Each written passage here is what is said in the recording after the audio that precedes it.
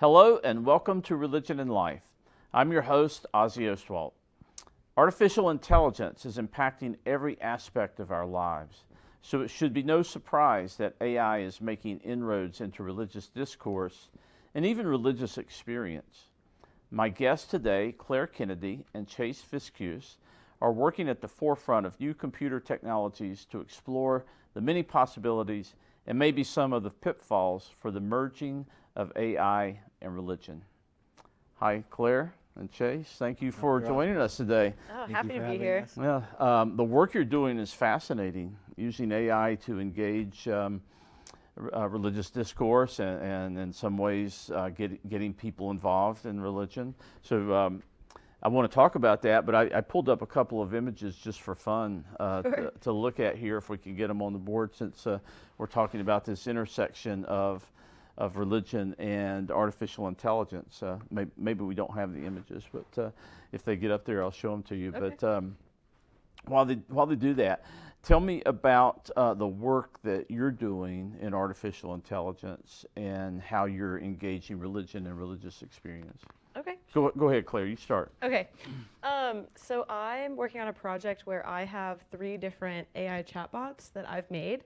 They're using OpenAI's assistance feature, and they're each a different Catholic saint. And it's St. Francis of Assisi, St. Teresa of Lisieux, and St. Thomas More. Mm-hmm. And I'm looking at giving those to kind of young Catholic communities. It's been a youth ministry group here on campus. And then I'm actually looking at getting a couple of high school groups involved and basically seeing what their reactions are like and kind of what conversations they're interested in having with these chatbots. So for those of us of a certain age, maybe you better describe what a chatbot is, just Sure. to give a little more detail of how impressive this technology is. Sure. So basically, I went through and read a bunch of different materials that were written by. I chose those saints because they have a lot of their own primary sources that they wrote when they were alive, or at least that are attributed to them, and basically implemented those as a data set into this program that then has basically takes you to a website where you can. It's almost like texting. You can input a message and then it'll come up with a response based on the data set that it has. Mm-hmm. So all of the materials that I've read and put in, it makes a response based on whatever question I ask, like, who are you? It'll come back with, I am St. Francis of Assisi. I was born in Assisi in this year, and these were my parents, and have a little bit of information about it. So you can ask St. Francis, and St. Francis gives you an answer. Yes, so instead of it being an information resource as St. Francis was the patron saint of the environment, animals. It'll say, I am the patron saint of. Oh, that's cool. So you're dialoguing with him. Yeah, which was more the goal because it felt a little bit more personal.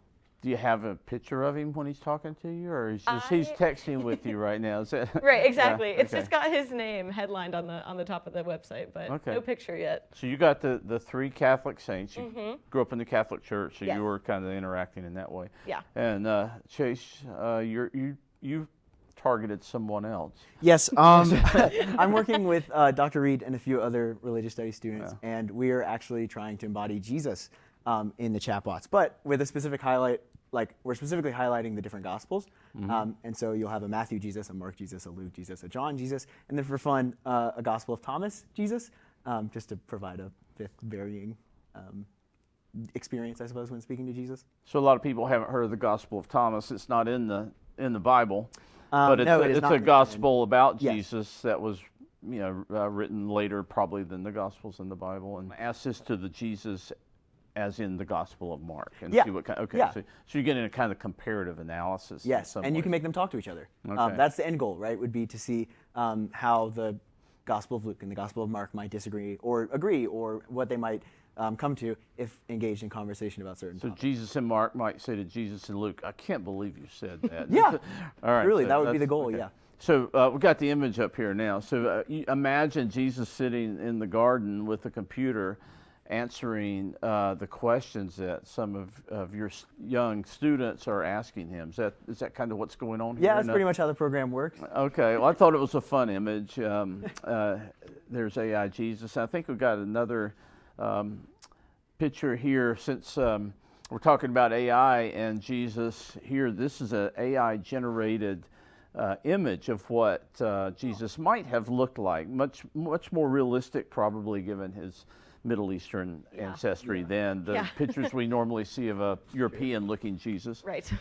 And then for your saints here, we've got a third image. I didn't know this, but there's actually in this third image a patron saint of the internet. Oh, really? Yes, we've got. Can we get that third picture up there, maybe? There we go.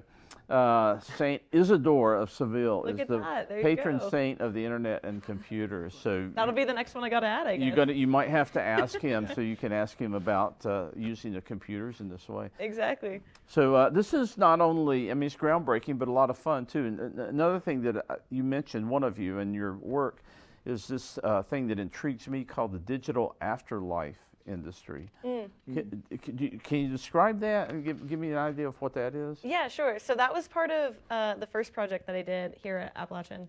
And it looked into, basically, before I got specifically with Saints, just how people were using AI to communicate with anyone that they typically wouldn't have access to, which for a lot of people was deceased relatives and family members and things like that. And so there was this whole thing with this emerging industry of the digital afterlife industry that would provide people with the resources to basically create a chatbot like I've been talking about based on a family members or relatives personality. They would put in text messages, audio recordings, things like that, that kind of would allow the chatbot to mimic the person's style of speech and their personality and things like that, and give them a little bit of an interaction. It was very, very new. This was like a couple years ago now.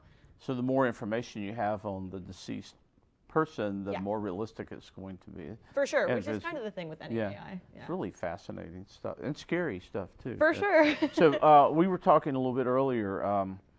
This seems to be effective for younger people, and maybe one's attitudes towards AI are generational in some ways. So have you found, or I know you're still early in the project, but have you found that young people are responding to these things and having fun with them? And I would say yes initially. I think there's a generational view of it. I don't think it's fully applicable or universal. I think there are older people who like AI and there are younger people who hate AI.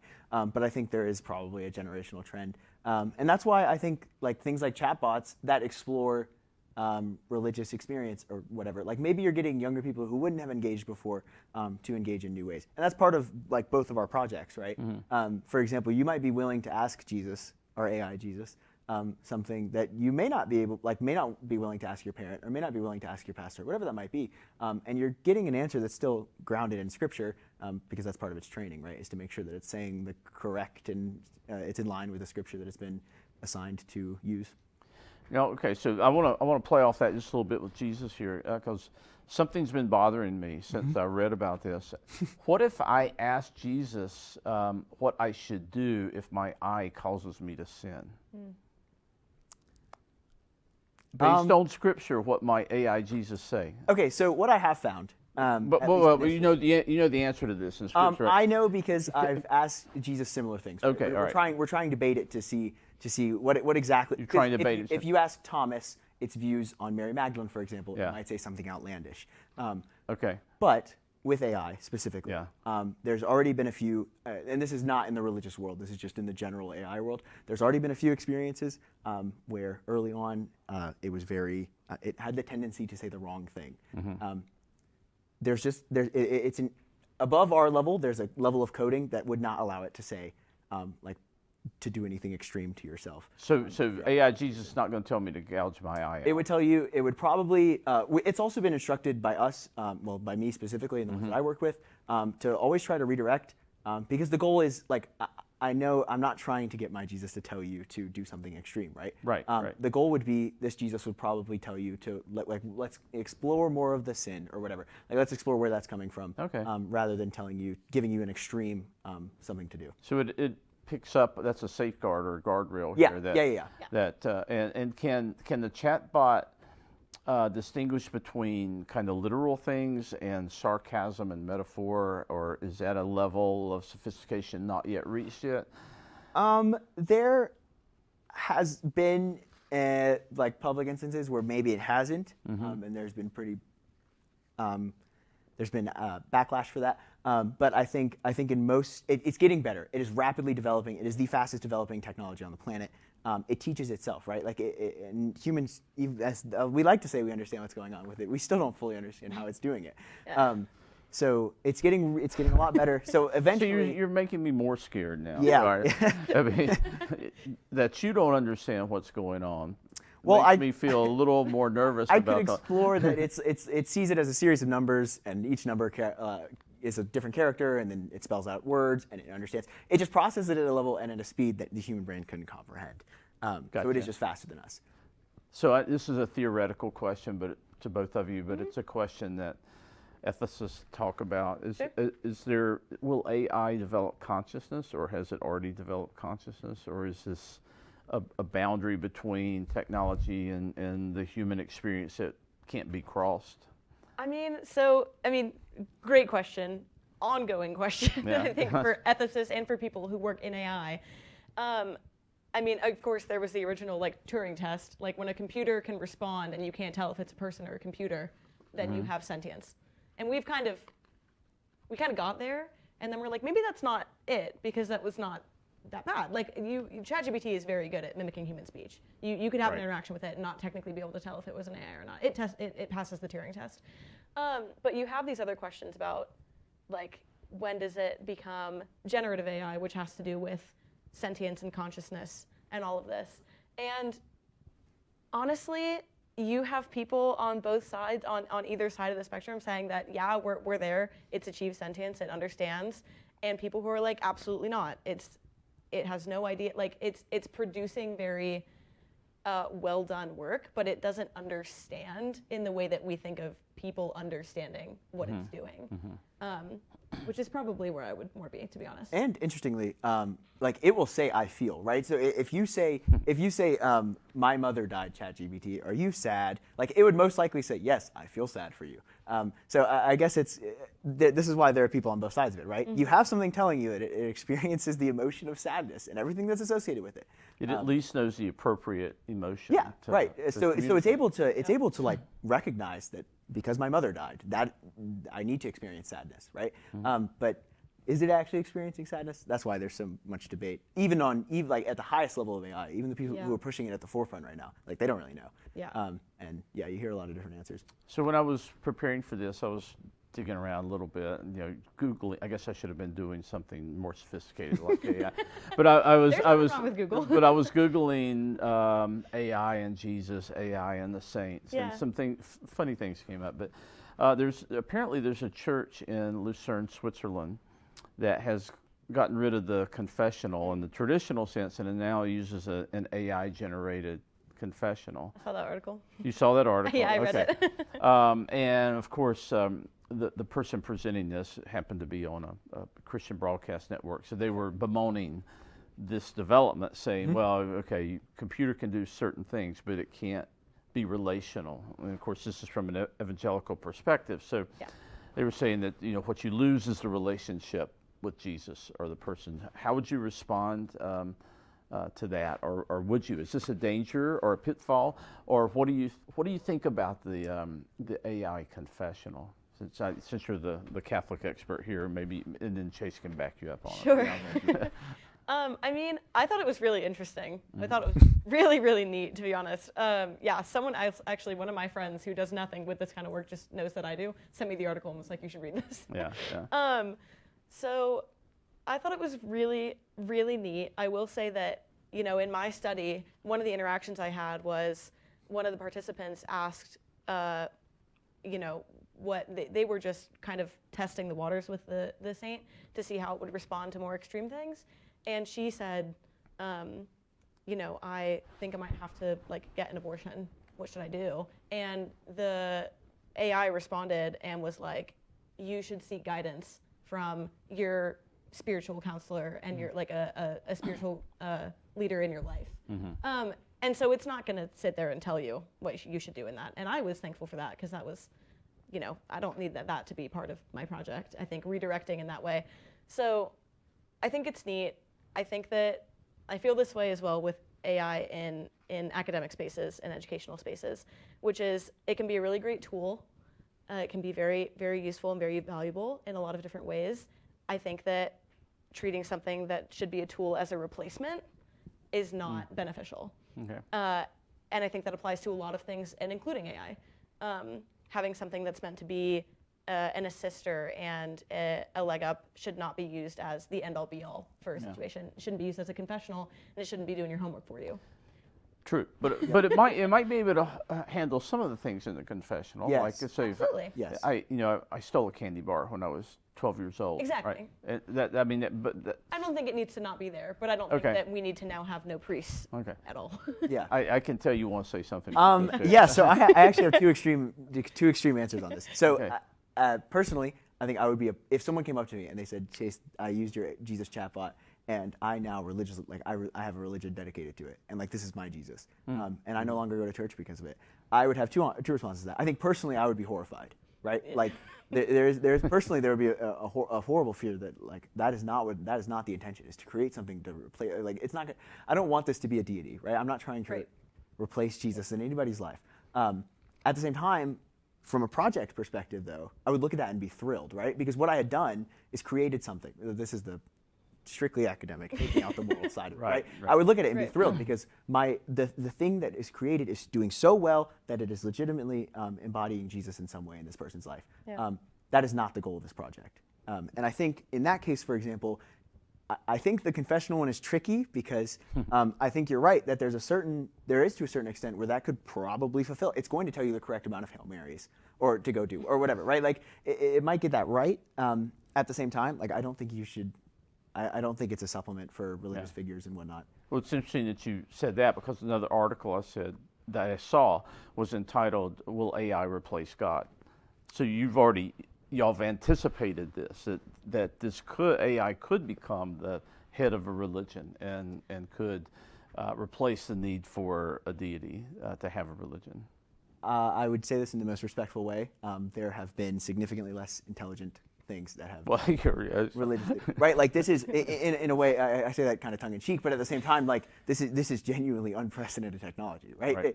I'm sure there's going to be someone along the way that is going to look at this and be like, here, guys, here's the evidence of God. It's this thing that can solve all of humanity's problems. I don't know. I think there's extremes you can go with it. Right. I don't think we're there yet. Yeah. And you're shaking your head. Yeah, I mean, I was just going to say that that's a huge part. We both work with Dr. Reed, and that's a huge part of what he's, kind of interested in, is AI can mimic a lot of the attributes that we think of when we think of God. All-knowing, ever-present, like technology is kind of this now force that we turn to that we think has all of this knowledge, that it's just always accessible to us constantly, whether we want it or not, it's around. And so I think that's, I think it's a possibility for sure. I very much agree with Chase. Now, you chose to work with saints. Yeah. Partly to avoid this problem, I think, right? 100%. Yeah, because you were less willing to engage Jesus because of the idea of crossing that boundary and making AI into a god. So the saints are human. Yep. Maybe you should say a little bit about the role of saints, Sure. since for those not raised in the Catholic Church, they're kind of mysterious. Yeah, for sure. Yeah. Lots of ideas about saints. Right. Yeah, I wanted to choose saints because they're kind of supposed to act, they were people, and so they sinned. They lived lives just like you did. They had to eat, they had to sleep, and so that makes them already a little bit more relatable to people, a little bit more mentally accessible to them than God can be sometimes, and even Jesus. And the saints are supposed to act in the Catholic Church as almost intermediaries between you and God. You have you pray for intercession for the saints, and you pray to the saints, and they kind of collect your prayers and take them to the higher ups. And so kind of having those figures that are a little bit more reachable to people, and part of the whole avoiding Jesus, because I had the same thing with Mary for Catholics. I didn't want to make a chatbot that was God, Jesus, or Mary, because I'm trying to figure out how to say this.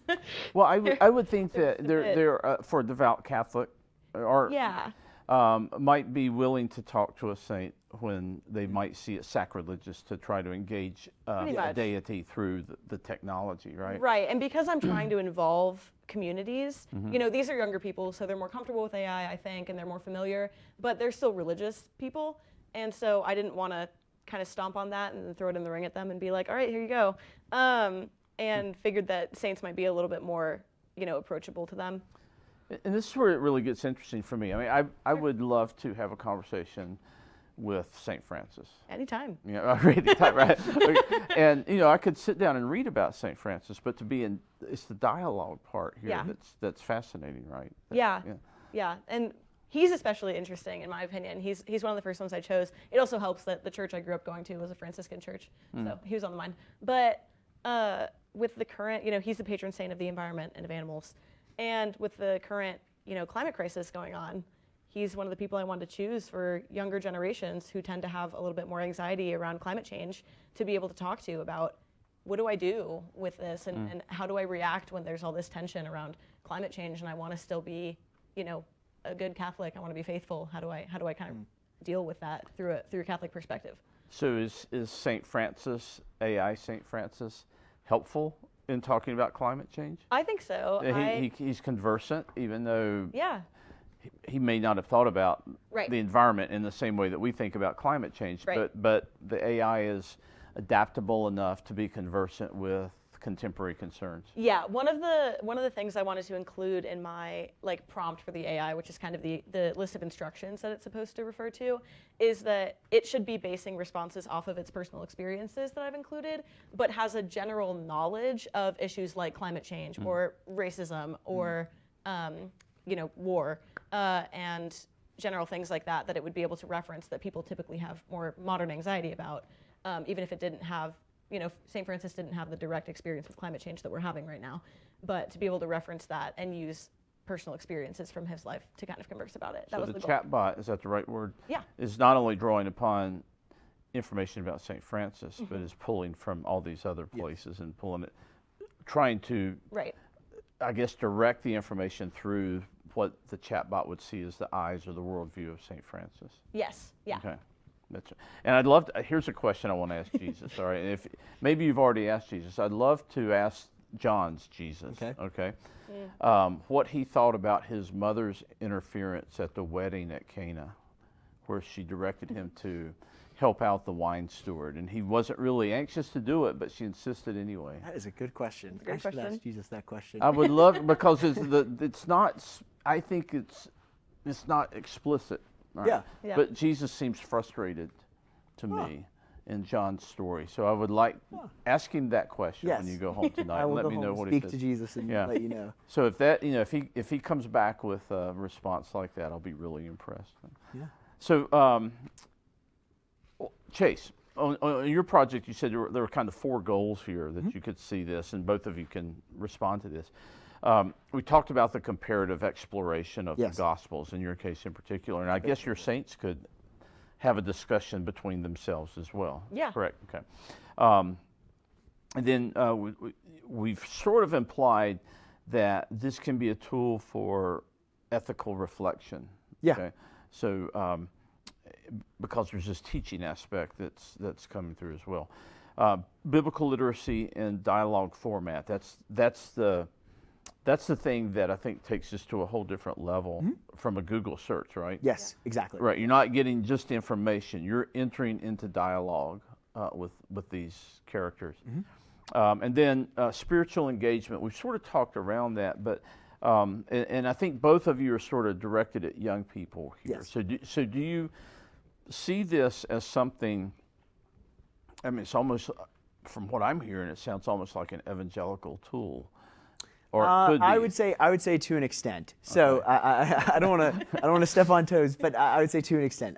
Again, the goal is not to supplement a religious figure in someone's life. Right. But what I would say is, for example, I use this example all the time. I would trust my chatbot to respond correctly if you told it, "My little brother hit me. What should I do?" Right? It's going to tell you. It will tell you the same thing that if you walked up to a pastor and said, "What do you think Jesus would say if I told him that my little brother hit me? What would he?"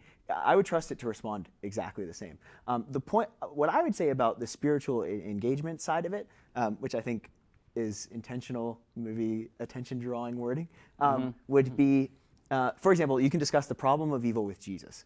That sounds brilliant to me. If you are a young religious person and you are really struggling to rationalize the concept of evil and suffering and how God could allow for any of that, and you're kind of tired of hearing from your college professors, you want to hear the other Yeah, side, right, right? okay. Like you want to hear the other side of this evil and suffering debate. Yeah. There you go. A Google search can tell you so much, right? That's the side of spirituality. I think I wouldn't want you to come into class and say, "Well, no, college professor, you're wrong about the problem of suffering because my chatbot Jesus told me." Like I wouldn't want you to do that, right? At the same time, you would be pretty well equipped to start exploring it because this is again, it's a Jesus who's knowledgeable of all the texts, but like Claire's Saints, it's knowledgeable of real world events and the current ongoing dialogue around the problem of suffering and evil. Yep. It quoted Plantinga at me. And I brought it up. That's pretty There impressive. you go. Yeah. So, but could it be, and Claire, maybe you've explored this with yours too, could it be that, say, a young disaffected Catholic, and we Yep. know that in our culture at this moment in time, young people are just not drawn to the church or they're leaving the church. So could it be that the young Catholic in your case would start engaging with St. Francis or who are your other saints? Teresa of Lisieux and Thomas More. Yeah. Yeah. And Teresa in particular Yeah. seemed to have a kind of affinity for young people. Yeah. Because she was a young person. Because she right? was so young, yeah. Yeah. So could it be that through this dialogue that they actually become interested again in religion, and maybe even specifically Catholicism, Yeah. and start coming to church again or re-engaging in a community of faith? Is that something you see possibly this functioning in that way? Sure. It's definitely something I see as a possibility. I would be interested. I mean, it's one of the things that I'm looking into. It's part of the reason that I'm doing the project is because I'm interested in, if people are struggling with their relationship with the church, if they turn to these figures that they have more of a connection with, will that be enough almost momentum to bring them back to this organized human side of things, because that's the more difficult side always for people. Right.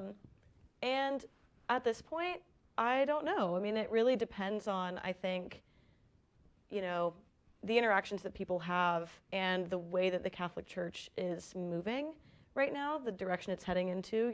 There's been a fair amount of progress, I should say, with Pope Francis, but I think a lot will depend on who the next pope's going to be, if they're going to keep moving in that direction, or if they're going to look a little bit more to like Pope Benedict's example. And I think that that's a really big factor. So I think even if these AI were the best thing that I ever did in my life, and they were the pinnacle of being able to have a wonderful conversation, I think if they turn to those communities and those communities aren't what they're expecting, and they're out of touch with how the saints are talking to them, I don't think it will make much of a difference, to be honest. I think it really just depends.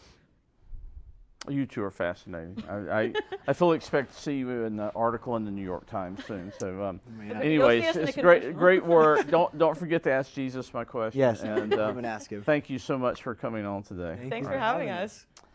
Well, that's it for Religion and Life for this week. I hope you'll join me again next week as we continue to explore the role of religion in society and culture. Until then, this is Ozzy Ostwald.